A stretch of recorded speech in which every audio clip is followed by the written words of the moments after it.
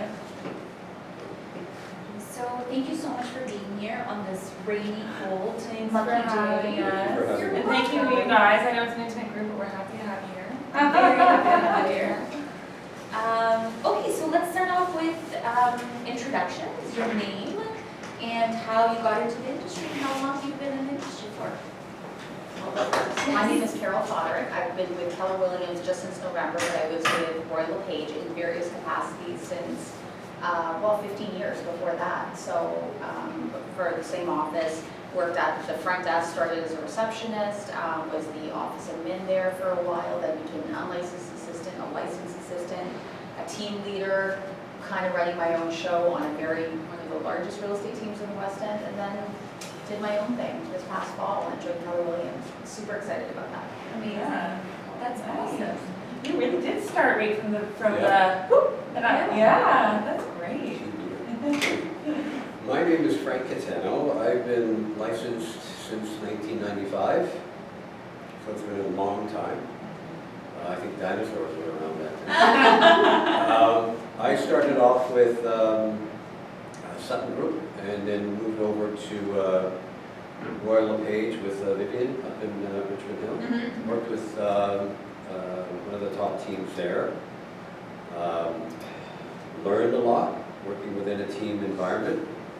Then shifted over to Keller Williams in 2009 with another team and their brokerage. And again, just kept learning a lot more. Really focusing on the buyer side of things. Got my accredited buyer representation certificate as well. And then moved over to the wonderful Keller Williams neighborhood in 2015 because I wanted to be closer to home.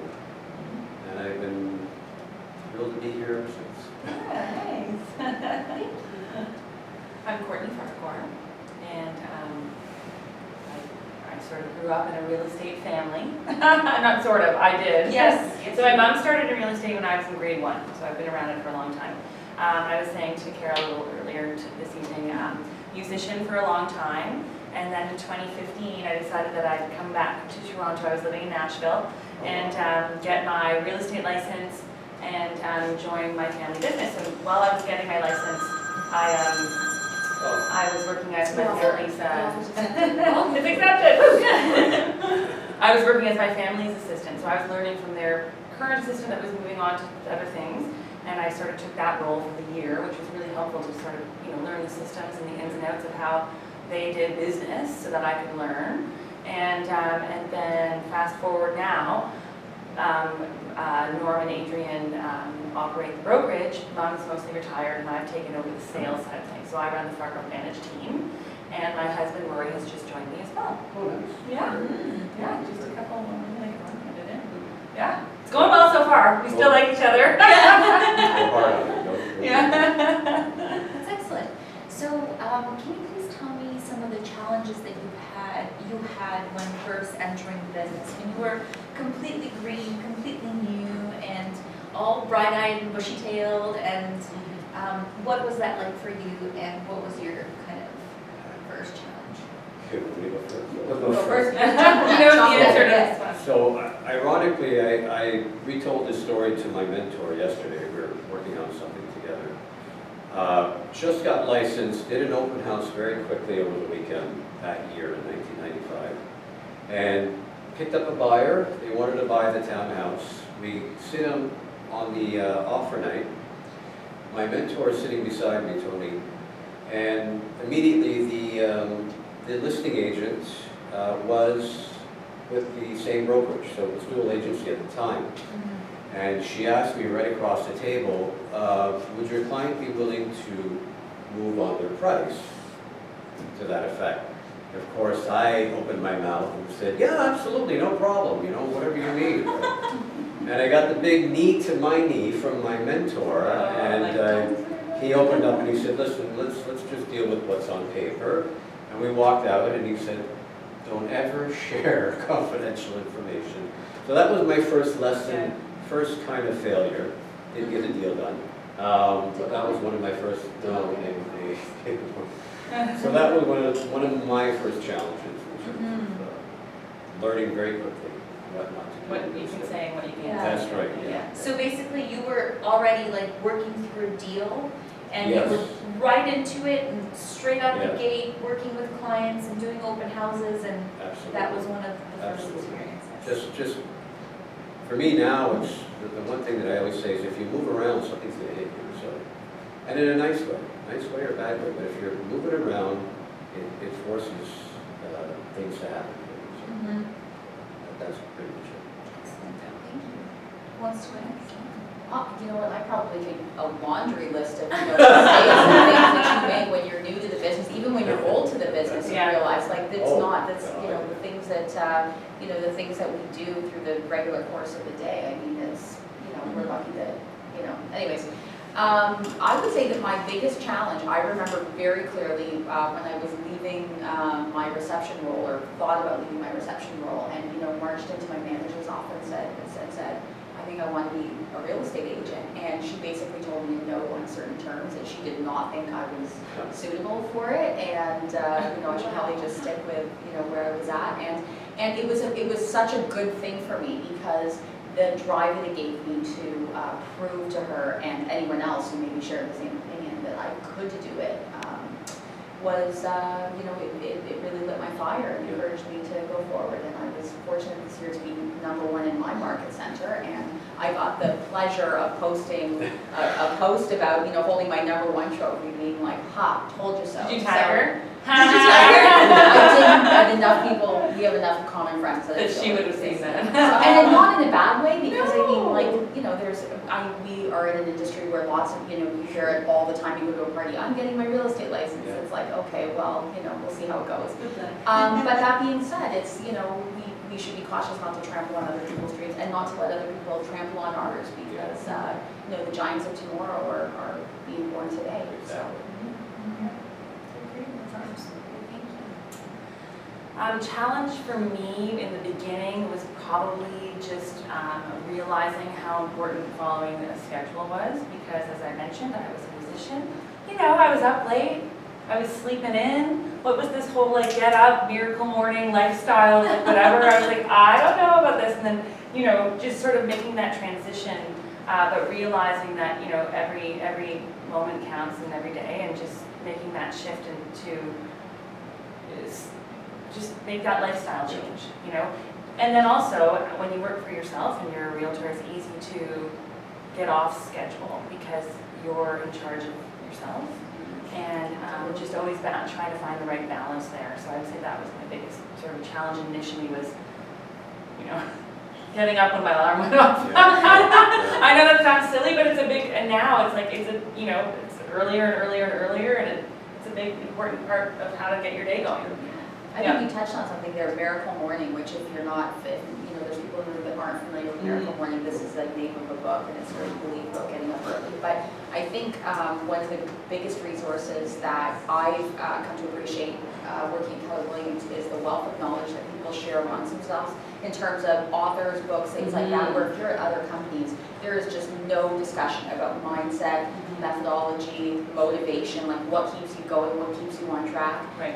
If you're fortunate, there might be some mentorship about, how to sell a house, but, how to figure out everything else in your life and how to become a self-starter, there is no discussion about that. And so that's been a huge thing at Keller Williams, and I've noticed, where, I read Miracle Morning 2 years ago, nobody had heard of it, and now it's like everybody talks about Miracle Morning. Yeah. And it's great. That's one of 25 books that get commonly thrown around. Totally. That every person self-employed should read. There is one, this book for real estate.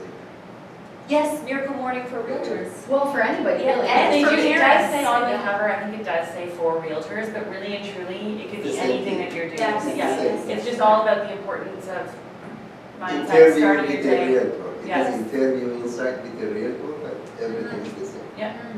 And also, here's a little plug for a KW event that you might not have heard of. November 11th and 12th at near the airport road, we're having our first Keller Williams Mega Camp Canada. Oh! Yes, That's and interesting. entertain me. Guess who the guest speaker is? Gary Keller. Hal Elrod from Miracle Morning. Oh, very Wow! Yes. That's cool. Yes, so it's going to be a That's close to two-day home. event. It's very close to home. You don't need a hotel room. Mega Camp is an annual event that happens every year in Austin, I Texas. could guess that, but is the other people from other? Everyone is invited. Oh, yeah. To Texas, everyone is invited. Here, yeah, thousands and thousands.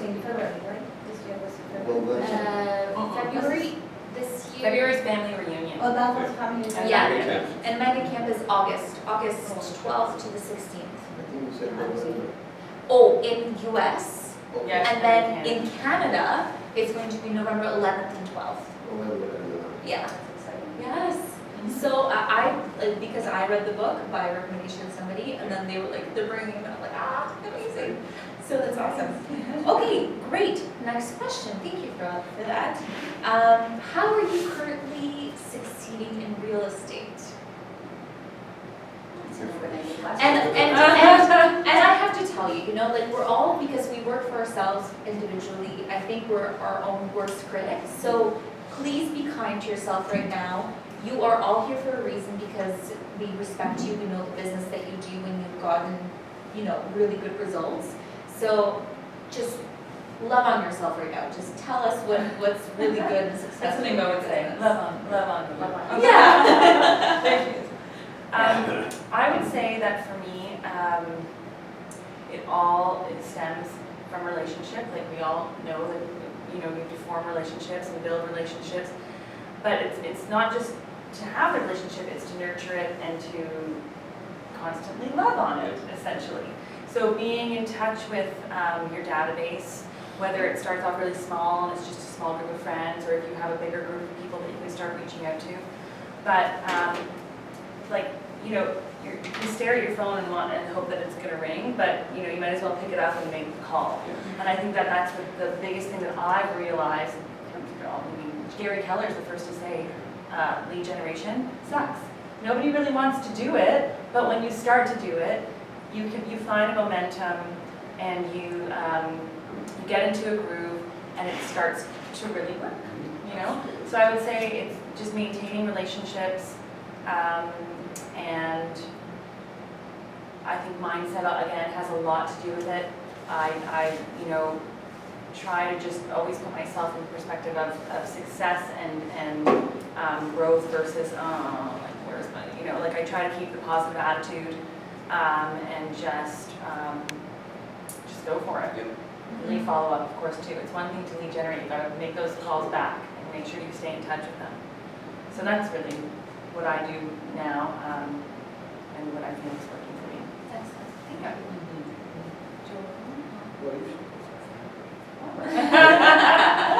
In real estate, I think for me, you could talk about like numbers and whether you're, setting projections for yourself of where you'd like to be at the end of the year and what steps you're going to take. And so I've learned in probably the last 3 or 4 years, the first week of January, I sit down and really map out my entire year and systemize how I'm going to, approach my database and contact my business, what I'm going to spend money on, what I'm going to not spend money on. So really planning early on. But for me, winning in real estate, and I've been very fortunate that, I've had like 20-25% growth in my business year over year for a number of years now.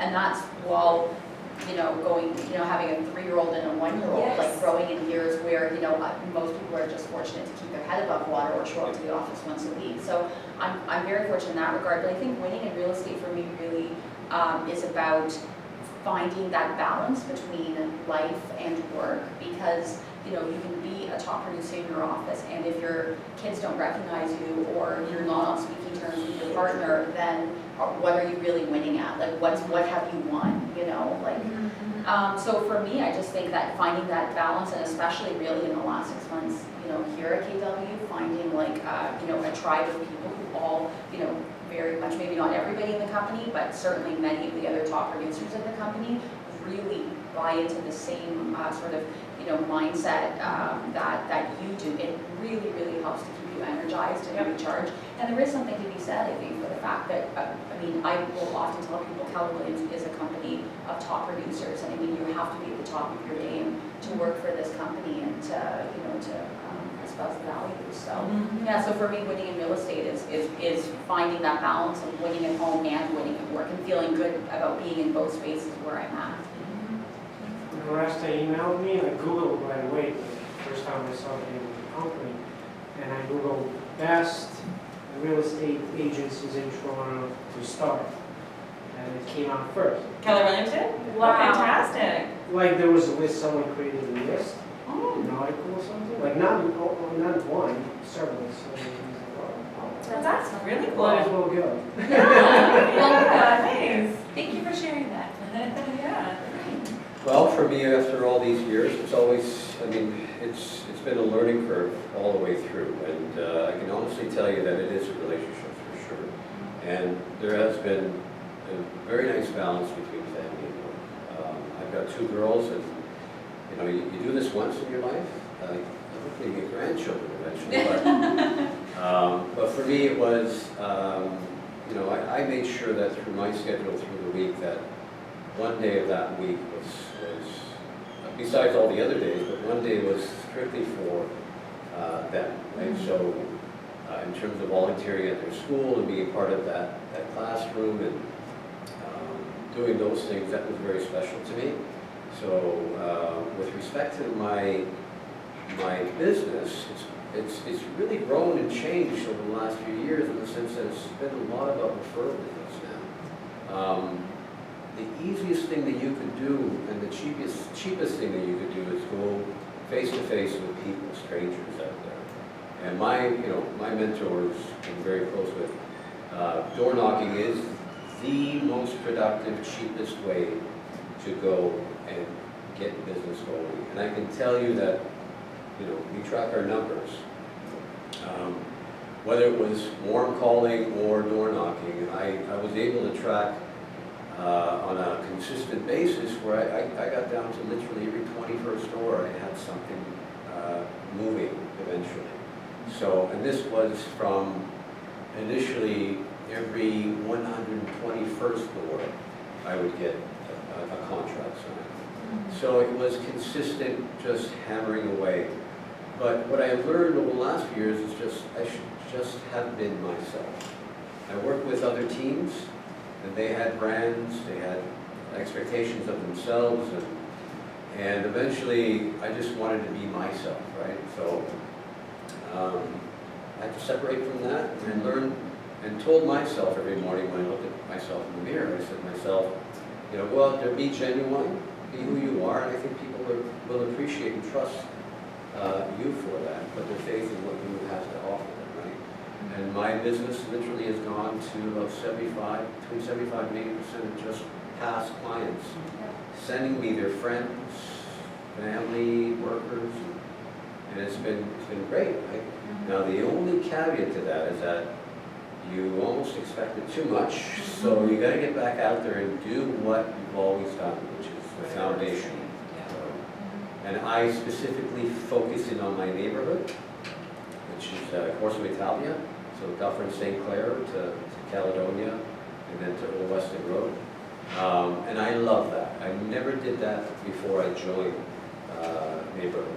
And I think the name of the brokerage just resonated for me because, you know, when I put my sign out, and it's Keller Williams neighborhood, and I'm your neighborhood realtor, I think a lot of people in the neighborhood really appreciated that. But the most effect from that was, you know, where are you from? Well, I'm from, you know, this brokerage. But guess what? I live in your neighborhood. I live on this street, so I care about what's happening in our neighborhood as well. Right? So in the end, I've got, you know, I think I've got 15 clients now that are now, and their family now live in my neighborhood.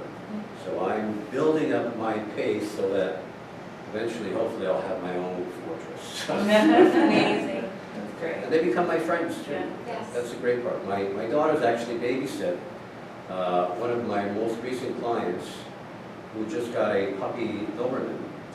And they go over there twice a week just to watch her. Right? So that's the interaction. That's what's really important. That's very awesome. Yes, Frank, question. When you say consistent door knocking, what do you mean by consistent? What do I take with me? No, No, you we said need consistent. Oh, that's every day. It has to Every be, day. has to be done in the morning. There is not, listen, I've gone out in the afternoon, but I can tell you that every successful realtor in this business will do everything successful between 7 o'clock in the morning till noon. Between that time. So between 7 to 9, you're really getting ready to get out there. And at 9 o'clock, 9:15, you should be at your first door. But most of people at work. Doesn't matter. You see what that is? That's your drunk monkey telling you that you shouldn't go out. Don't worry about that. Trust me, I've gone out People every will be morning, home. and I can tell you that there are people home, and I've got my business from that. But I mean, if you knock the door 5 p.m., If you want to. more people at home. Absolutely. And listen, they may be having dinner at that time, they may be coming home to spend time with their children. Mhm. That is very important time to them. But remember, when I go door knock, if I haven't made contact with someone face to face, I will leave something, and I will leave it very strategically, not just in the mailbox. I'll actually open the lid of the mailbox and leave it hanging. Because everything else in that mailbox will be pulled out, besides the bills, You chucked it. they go in the garbage. At least if you see my card or my little postcard, you will look at it, and I'm telling you, you make an impression within how many seconds, First 2 seconds. right? So you've seen it, you've seen my face, you might even just see my name. Eventually, I will get in contact with you, and you will remember that postcard. And you have a farm area, Yeah, how many houses? yeah. I'm at about, I mean, I'm just less than 5,000. I'm in between, I keep it small, because too much you get overwhelmed, right? So I'm really at just over 2,000 people. you mean, how often you knock? I'll go, by the time I get back from the first house to the last house back, it'll be about every 4 months, roughly about that much. And Cody, I'm happy to send you, we recently had somebody come teach on farm areas, and we discussed like every strategy in the book, so I'm happy to send you the video from that. Yeah, for sure. Yeah. Great, thank you for that. I get a break. The next question is, what do you currently use in your business, whether it's a tool or some kind of a system that you can't live without? Like, what is it, something that you use on the daily, whether it's the way you do something or something that you do something with? Do you want to go first, Courtney?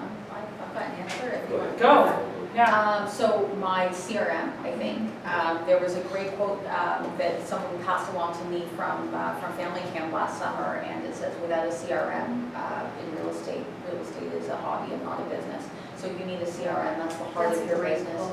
You need to, I don't know, I can't That's credit it appropriately, but somebody at family camp said it. So, consistent contact, and so literally, I sit down at my desk in the morning, I open my laptop, the first thing I open is my CRM and then my email, and then you need to be tracking everything, all of your points of contact, because if you're not tracking something, you can't improve on it, and also if you're not tracking it, like your opinion of how well you're doing will usually fail you, both good and bad. Like sometimes you think you're having a great year, and then you sit down and look at the numbers and realize it's not so good. And sometimes you feel really down on yourself, and then you look at your numbers and you're like, wow, I'm actually killing it. So, and that'll give you a bit of a pickup. So I think the one thing I would say is my CRM. Every day, day in and day out, it tracks everything I do. When numbers are not where they should be, almost without fail, I can look at my CRM and realize my points of contact are lower than where they should be.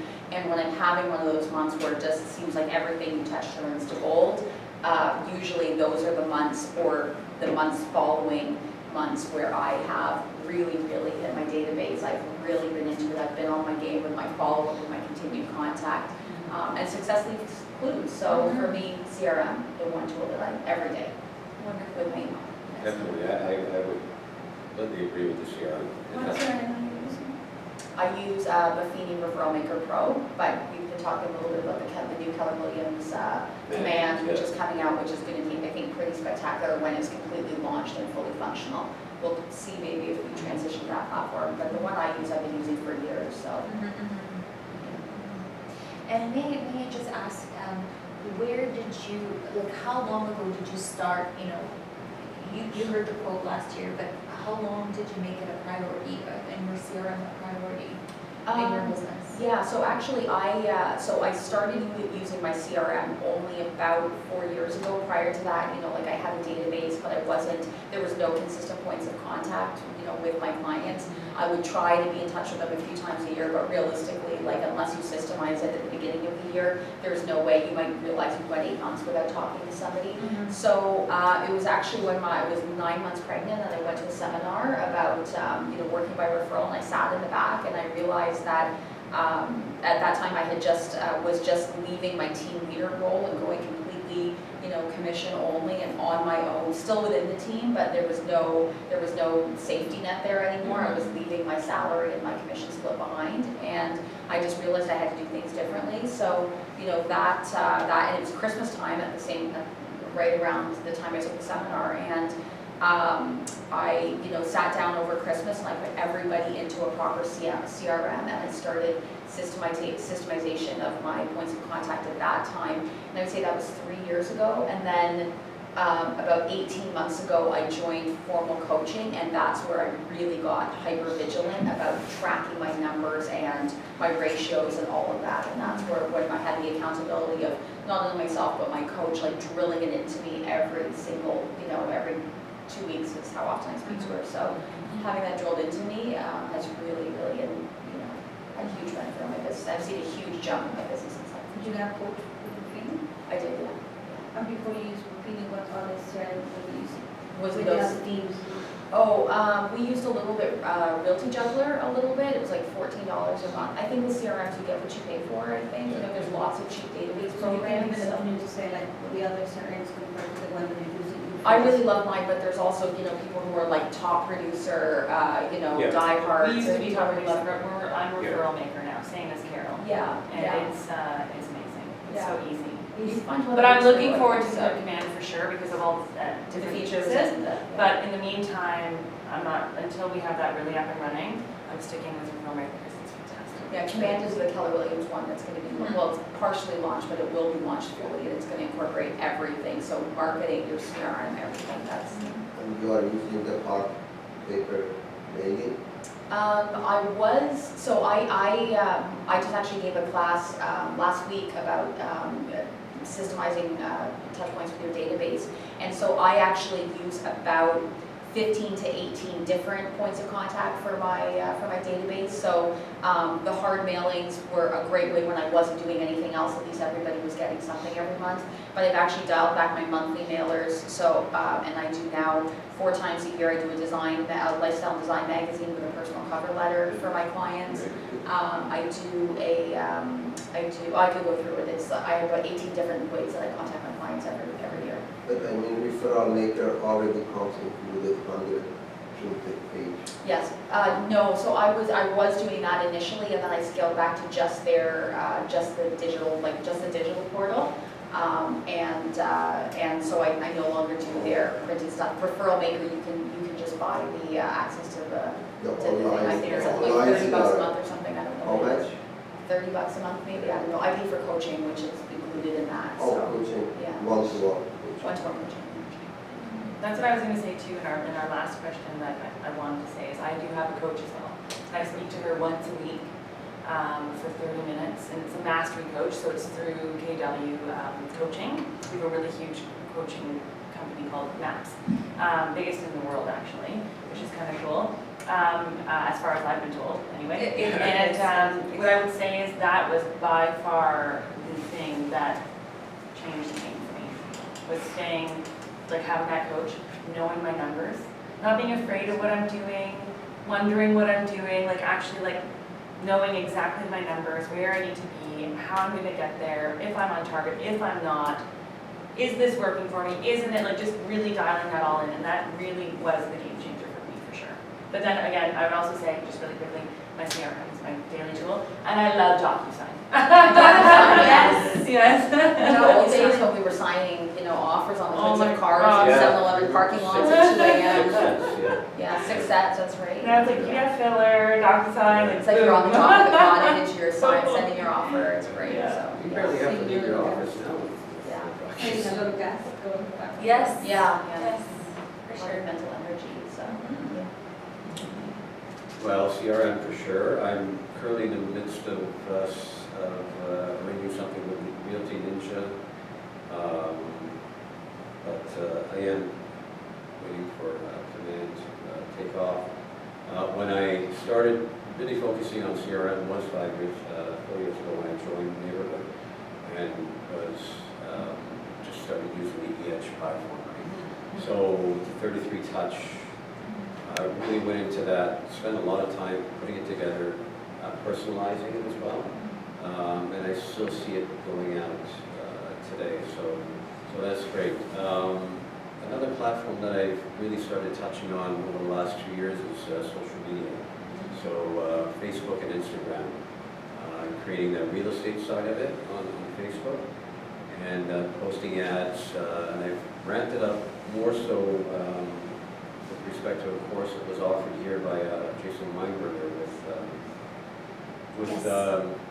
you know, getting your Facebook ads to really focus in on targeting individuals online to ensure more generation, more lead generation.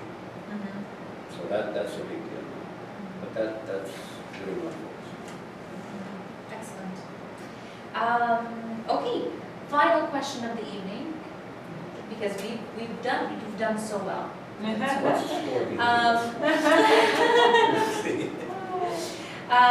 Words of advice for realtors getting into the business, as well as any who are in the business, that really think you would think would make a difference to when you were started or when you were just a little bit further in your career.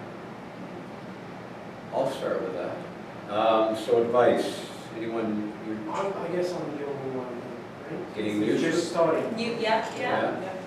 whether you're a year, a day, I mean, look at me, I was 3 days and I almost had an offer in place and making some big, what do they say now, make bank? Make bank. My daughter says it all the time, so I think it's hilarious. Love Anyway, listen, it's an up and down. You can make it consistent. You need to understand that you're your motivation. You're the one that's going to make a change here. I would strongly advise to be yourself. Like just really come from within. People will instinctively know what you are and who you are. Trust me, there's 60,000+ of us. They're getting a lot, very, very intelligent out there in terms of the public and the consumer. And they can pick out dollar signs when all it means is just dollar signs. You know, care about the people out there. When I interview and sit with customers that become clients, the first thing out of my mouth is, this isn't about me, this is about you, and tell me about yourself, what's most important to you. Even before I show them a house, a property, I say to them, listen, I have a family, and I can tell you that if I wouldn't put my family in this home, there's no way that I'm going to advise you to do the same. And it just, words like this really resonate with people out there. What else? If you're new to the business, there is a board out there in your office. There's tons of listings. Ask for permission to advertise. Go open house. Pick a listing that is in a neighborhood where you see a lot of activity, selling, listing, and go knock on that neighborhood because that's an indication that there's movement there, right? If you go into some neighborhoods, some buildings, there's maybe 2 or 3 sales a year, and it's not going to generate much for yourself. Just really, in terms of knowing what you're saying out there, I've spent a lot of money on stuff like language of sales with Joel Rico. I did it 3 times. I've been to Bold a couple of times. I've learned what to say from the scripts and dialogue and everything that's out there. I should have brought my binders with me, but they're stacked binders of scripts and objection handles. You know, Mike Ferry stuff, Tom Ferry stuff. And I've learned them, I've mastered them to the point where I can personalize them coming out of my mouth, so I don't sound like a robot. When I answer my phone and it's a telemarketer, I don't hang up on them. I listen to what they have to say and how they approach. And then I actually speak with them and say, listen, that was great, or really, whatever you're saying from the piece of paper in front of you, just practice it. So that it He's just coaching them. natural, right? They're standing there on the other line going, what the hell is this? I'm trying to sell you something. Anyway, that's where it's become for me, right? So when I knock on the door, I don't say the same thing all the time, but I say the most of the context from the script that I've learned when I'm speaking, right? So that I don't sound like just any other voice. But you gotta know your stuff, you really do. So, I would say too, education is like so important, especially when you're first new. If your office has regular, topics that you can go and attend and listen to and learn from, there's always something new to learn. As you said, there's always something to learn. You're always going to come up against something that maybe you hadn't before, and it's like, well, what would I do in this position? So I would say, go and attend as many educational pieces as you can.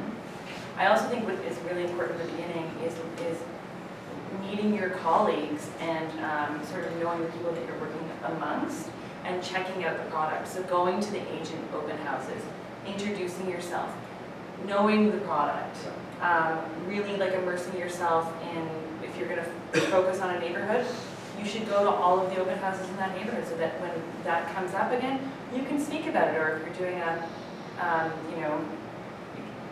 you're in a listing presentation and you're trying to compare a property, you can say, well, I walked through that property, I know. So I think it's really important to know the product of which you are selling amongst.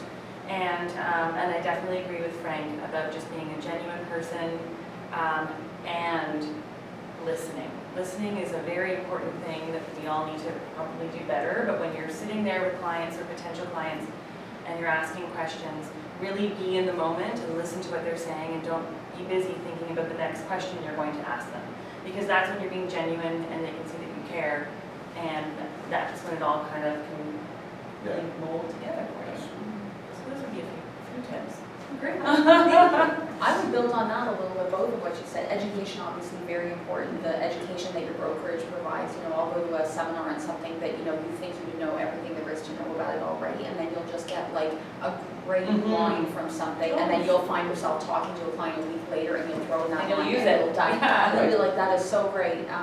Something that Mo Anderson said last week at Quantum Leap, she said, always do the right thing. And that is very important in our business, that doesn't, we're a pool of agents, and sometimes I feel like could use a healthy dose of chlorine in our agent pool sometimes. And I think that, it's our responsibility to hold a little bit of integrity in our business. And when you do the right thing, it comes back to you over and over and over. Your clients see you doing the right thing, and it just comes back to you. And I would just say, finally, lean in. There's a great book right now by the CEO of Facebook, and it talks about, you've read it, right? So lean in. It's just, there's going to be times, it's late nights, it's 10 o'clock at night, you just want to go home, you just want to not deal with it, you just want to not respond to that email tonight. Just lean in, push a little bit harder, because that's where the game is won or lost, is just that the little extra you go to, the extra touch point of your client, making sure that everybody knows what's going on.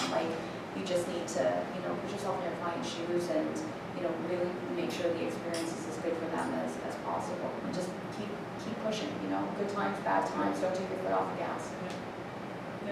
One thing I've noticed about KW, and I've been with other brokerages before, I find that a lot of the brokerages that are not associated with us are actually doing a lot of things that we've been doing for quite a while. So when I look at Royal LePage or Remax, the culture of training and education that we've been doing for years, whether they've sat in and they've really picked up on a lot of stuff that we've been doing.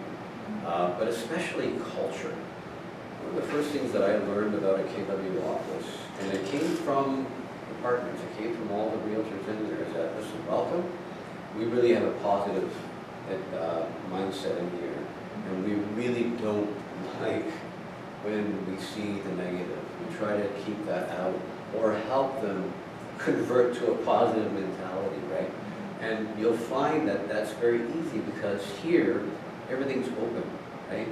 I've been surprised a few times where I've had agents that have been are very successful in the office come to me and asking me for advice, and I'm looking at them, are you really asking me for something?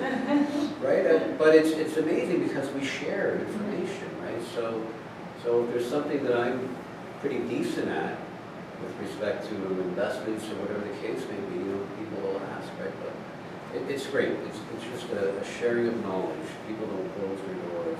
That was the culture shock, I think, for me as well, coming to KW from Royal LePage after such a long time. And maybe that was your experience too at Royal LePage. Not that there's anything wrong with that. And I think as realtors, that's the, when you ask like what compelled you to make the move, sometimes I think in business and even in life, we settle for good or okay or even pretty good when great exists, when excellent is a possibility. And I think when I came over, I realized, like literally on my first day, I sat down to shoot a real estate video, and somebody who specializes in that in my office came up and he's like, would you mind, can I give you some pointers? And he just blew me away. And coming from an office where everything is Held so private and so close, talk about it like nobody shares anything. Coming to an environment where it's like literally it's just a community where everybody wants everybody to win. I remember my very first market center meeting. It was the Halloween party and also a market center meeting, and they put up the monthly award winners, and there's like people dressed as superheroes and in like these family costumes, and they're like cheering for other people. They're like #1 in individual units, and they're all cheering, and I'm like, where am I? Like, just I'm on the mood, right? It was such a culture shock for me. But I think as realtors, we have a scarcity mentality where we think there's a finite number of deals out there, and if there's 50 deals to be had, and you sell 25 and you sell 25, then there's none left for me, so I have to steal one of your 25. That's not the case. We make our own rain in this business, and that doesn't mean that we all can't sell 50, So, and that was a huge culture shock that I experienced here. And the one thing, if I had one word, and this sounds so cliche when I say this, my only regret was not coming sooner, because I think about where my business would have been if I had done this move into this culture and this environment 2 years ago. It's like taking a plant out of a little pot and putting it into a bigger pot, and all of a sudden it blows up. And you're like, wow, I should have just knew how to do it. So that's my. And I'm a KW from the get-go. Yes. But I hear stories from everyone else, and I understand, so I feel very fortunate to have started my career in Keller Williams. I think that was a really big benefit to me being where I'm at in 3 years, for sure. And don't be afraid of the competition out there. Like I walked into a neighborhood one day where I grew up in, right, where I currently live, and left it for about 18 years, and then one day decided, let me come back here. I had a builder that wanted to look at something, so I'm knocking on doors. I found something, and I had 2 calls to make, either to my builder or to my wife. I called my wife first.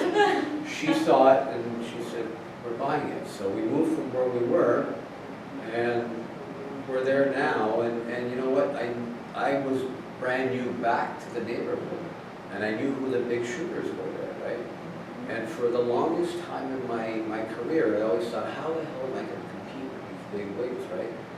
And it just hit me, and I said, listen, I'm going to, these big agents don't knock on doors anymore. I know it for a fact because they leave their cards in my mailbox by someone they pay to leave their card in my mailbox.